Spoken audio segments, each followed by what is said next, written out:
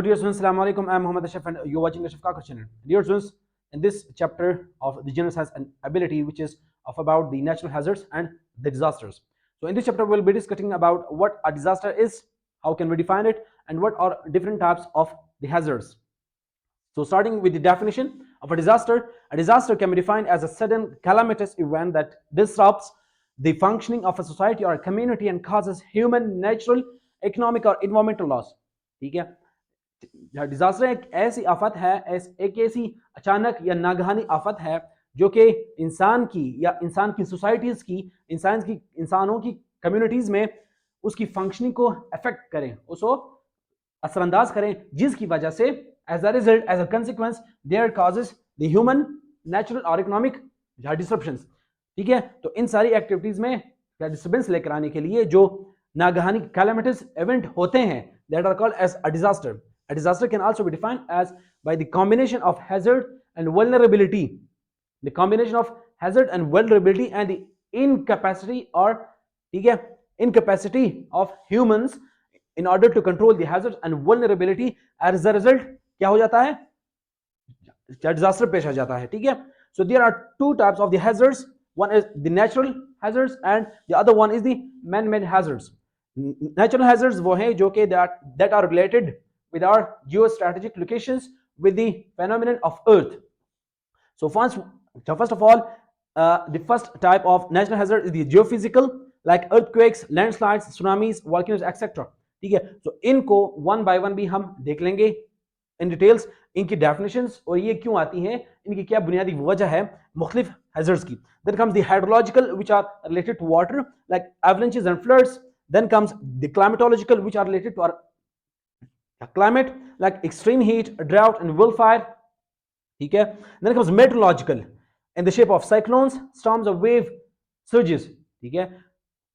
Sometimes they occur on land or sometimes they occur in water as well. So these are caused by the changing or uncertain movement of the celestial bodies or the astronomical bodies. As a result, there occurs cyclones and storms. Then occurs the biological. ठीक है, biological में जैसे epidemics, like we have recently experienced the COVID-19, which is one of the epidemic. Then comes a plague. ठीक है, ऐसा ताउन फैल जाता है पूरे सोसाइटी में, जो कि पूरी सोसाइटी में वायरस या बैक्टीरिया के शक्ल में, जो कि एक शख्स की वजह से, ठीक है, पूरी मुआशरा जो है असरअंदाज हो जाता है. It is called the plagues. So it comes under the biological. Then comes the man-made hazards. ठीक है, man-made hazard में जो मोस्ट इंपॉर्टेंट है, जो कि इंसान की अपनी पैदा करदा एक जरिया है, which is the technological advancement, which is also called as the technological complexity. इस technological complexity की वजह से जो hazards हमें पेश आए हैं, that is the cyber attacks. ठीक है, एक कंट्री टेक्नोलॉजी की मदद से, ठीक है, it attacks on the soft communication skills of the other country, of its enemy. That's called the cyber attacks. ठीक है. Then comes the proliferation of the arms. ठीक है, arms इतनी ज्यादा बढ़ गई हैं in order to counter the enemy, in order to counter the others. So the arms have been proliferated both as well as vertically as well as horizontal. In last, then comes the population hazard. Population hazards can be defined as in the shape of genocide. ठीक है, जब population की उसकी quantity को कम किया जाता है, like we have experienced throughout the history कि भाई there has been many examples of genocide के जहां पर एक मुआशरे की enemies के तौर पर उनको ट्रीट करके उनकी पॉपुलेशन को कम किया गया है. तो पॉपुलेशन को कम करना on the basis of races और नेशन, ठीक है, on the basis of language. ठीक है, तो रेसिज्म की वजह से, फाशिज्म की वजह से जो लोग एक दूसरे से नफरत करते हैं, एज अ रिजल्ट क्या हो जाता है, उनकी पॉपुलेशन कम हो जाती है, उनको अपने महकूम बनाकर उनको मार दिया जाता है. सो उनकी पॉपुलेशन कम करना मतलब ये है कि भाई it is a population hazard. Then comes the displacement. ठीक है, like for example we have seen in Palestine और इन अदर प्लेसेस जहां पर उसका दुश्मन उन्हें रहने नहीं देते हैं. ठीक है, जहां पर वो लोग मजबूर होकर अपने जो आबाई वतन है, इंडिजिनस पीपल जो होते हैं, वो डिस्प्लेस होकर as a result they becomes refugees. ठीक है, फिर वो रास्ते में भी मर जाते हैं, बहुत सारे पहुंच जाते हैं, बहुत सारे भूख प्यास की वजह से मर जाते हैं. So it's population hazards, then comes a transport accident or industrial accident just because of the advancement in the industries कि उन इंडस्ट्री में एक इंसानों से एक ऐसी गलती हो जाती है कि जहां पर ब्लास्ट की वजह से इंसानों की जान को नुकसान पहुंच जाता है, इंसानों की माल को नुकसान पहुंच जाता है, ठीक है. So it's also a form of hazard. Then comes last the transport accidents. We have seen many aircrafts, many road accidents, many airships, many voyages in the oceans जहां पर बड़े बड़े ships वहां की जो क्रू होती है वहां पर हजारों लोग, ठीक है, मर जाते हैं. तो ऐसे हैजर्ड्स जो कि एक्सीडेंटली पेश आ जाते हैं, it's called as the man made hazards. So now dear students, the scale of a disaster can be calculated by 6 ways. How we calculate scale of a disaster, ठीक है. The disaster कोई भी होता है which is the unexpected calamitous event, ठीक है. तो उसकी एक्सटेंट देखने के लिए, उसकी इवेंट देखने के लिए कि कितना इसके असरात मुरतब होते हैं, so it can be calculated on the basis of these 6 types. So the time available, ठीक है. कोई भी डिजास्टर आता है तो उससे पहले हम देखते हैं कि हमारे पास टाइम कितना है उसको कंट्रोल आउट करने के लिए. Then we see time of occurrence, ठीक है. हम ये भी देखते हैं कि either it's in summer, winter, day और नाइट, ठीक है. सो टाइम भी बहुत मैनेज करता है कि भाई time is one of the important point, so in order to scale out the disaster. Then come the duration, ठीक है. उसकी ड्यूरेशन कितनी है, like for example duration of the earthquake, the duration of any floods. So each one point of earthquake can define the result, the consequence of a disaster. There come the risk, ठीक है.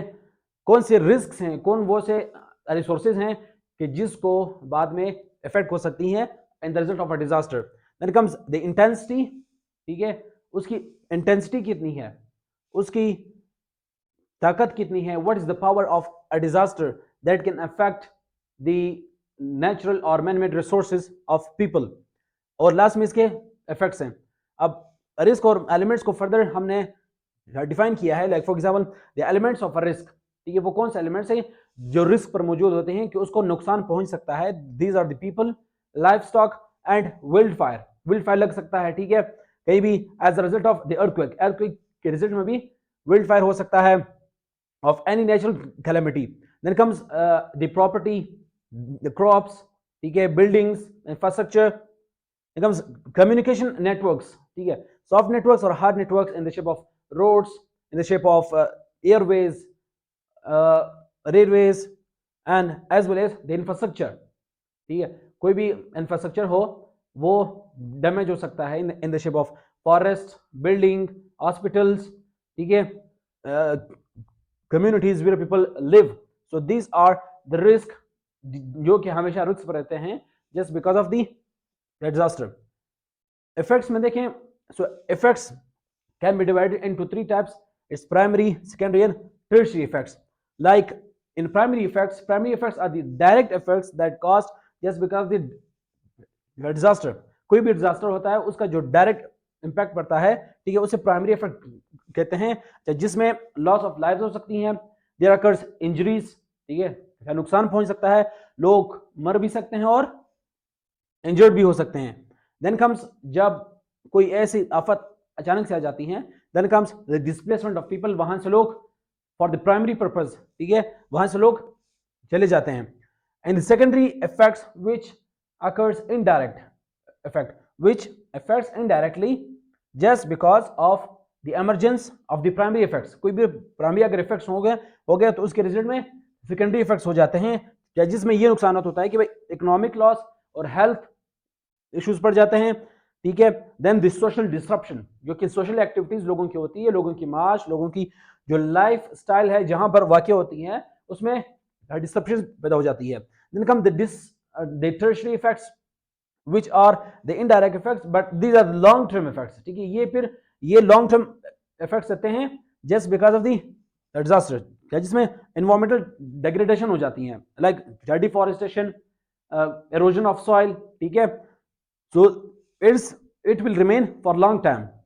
Because the economic recession, जब एक बार नुकसान पहुंच जाता है तो उसको वापस रिकवर करने के लिए, ठीक है, it takes more a long time, so it's can be called as the tertiary effect, which in the shape of economic recession there comes the psychological traumas, ठीक है, मेंटली तौर पर भी लोग बहुत सारे डिस्टर्ब हो जाते हैं, लोगों की रिलेटिव्स की लाइफ चली जाती है, लोगों की इकोनॉमिक सोशल बहुत सारे लॉस हो जाते हैं, जिसके नतीजे में लोग मेंटली तौर पर भी क्या डिस्टर्ब हो जाते हैं, एंग्जाइटी में पड़ जाते हैं। Then also comes the post traumatic stress disorder, it's one of the disease जो कि हमेशा होती हैं लोगों को, कोई भी डिजास्टर पड़ जाता है, the people get affected by the PSTD. So now we look on to the disaster management system, how a disaster management system work in the world, and what is the disaster management system in Pakistan, and that will be discussed in our next lecture. So now we will look into the disaster management system of the world, and it is defined as a set of integrated policies, strategies, structures, and procedures that work in a circle of to mitigate, response to and to recover from any disaster effectively, ठीक है।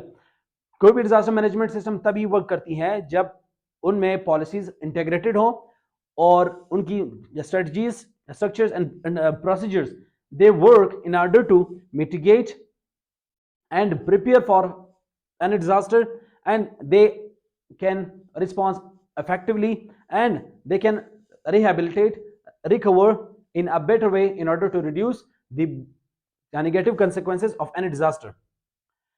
So the disaster management system always involves with the collaboration of stakeholders.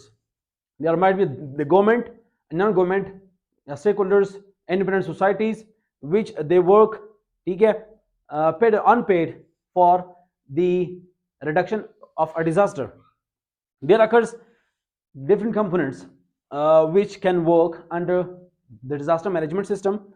Risk management system में जो risk assessment होती है वो बहुत important है। सबसे पहले कोई भी डिजास्टर होने वाला है, there must be an assessment, कोई भी उसका जायजा लेना चाहिए by the stakeholders in order to reduce the consequences of the bad consequences of any disaster, and for that there should be a proper planning, ठीक है। कोई भी डिजास्टर आती है तो उसके लिए एक प्रॉपर प्लानिंग हो, ताकि उस प्लानिंग के मुताबिक तमाम जितने भी स्टेक होल्डर्स हैं they work together. Preparedness and capacity building, ठीक है। डिजास्टर तभी होती है जब उसकी हैजर्डनेस, उसकी वल्नरेबिलिटी ज्यादा होती है फ्रॉम द कैपेसिटी, जहां पर उसकी इतनी कैपेसिटी बिल्डिंग नहीं होती कि उसे बर्दाश्त कर सकें, और उसका जो कंसिक्वेंसेस वो ultimately result in the shape of disaster. So capacity building इतना कायम करना कि उसकी वल्नरेबिलिटी और हैजर्डनेस कम हो, तभी disaster management can be working as effective. Early warning systems is one of the important way in order to reduce the risk from the disaster, कि भाई कहीं पर earthquake या floods आने वाले हैं, so the stakeholders should inform in before any disaster. लोगों को जहां पर वो रहते हैं उन कम्युनिटीज को इन्फॉर्म करें कि भाई वो डिजास्टर आने से पहले वहां से निकल जाए, इन ऑर्डर टू, ताकि वहां पर ज्यादा से ज्यादा नुकसान ना हो।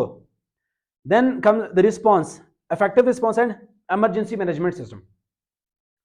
Effective response is one of the important aspect of the disaster management system, and there occurs the measurement of emergency management programs, के कोई भी डिजास्टर आता है तो emergency management in the shape of any rescue teams, like the rescue team of doctors, rescue team of army personnels, जो कि उस disaster को कंट्रोल करने में इमरजेंसी तौर पर वहां पर मौजूद हो। Then come the recovery and rehabilitation. In the aftermath of any disaster there occurs very important aspects, कि उनकी रिकवरी के लिए कौन कौन से रिसोर्सेज मौजूद है, और उनकी रिहेबिलिटेशन के लिए in the shape of medicine, in the shape of shelter. So it is very important to in order to ensure by the stakeholders. Then risk reduction mitigation is one of the aspect, कि आपने ये देखना है, ये ensure करना है कि उसकी जो लोगों के ऊपर, इंफ्रास्ट्रक्चर के ऊपर बहुत सारे ऐसे एस्पेक्ट्स हैं जो कि उससे मुतासर हो सकते हैं, वो कम से कम हो। ये आपने बिफोर भी देखना है और बाद में भी देखना होता है, देन कम्स जो मोस्ट इंपॉर्टेंट एस्पेक्ट है of the disaster management system, कि कोई भी डिजास्टर मैनेजमेंट सिस्टम तभी कामयाब होगी जब ए कोलैबोरेशन और कोऑर्डिनेशन में काम करेगी, जितने भी स्टेक होल्डर्स हैं, अदर दे आर गवर्नमेंट और नॉन गवर्नमेंट, ठीक है, जो कि वर्क कर रही होती हैं in the reduction of any disaster. So thank you so much for watching. In our next lecture, we'll be looking about the disaster management system of Pakistan.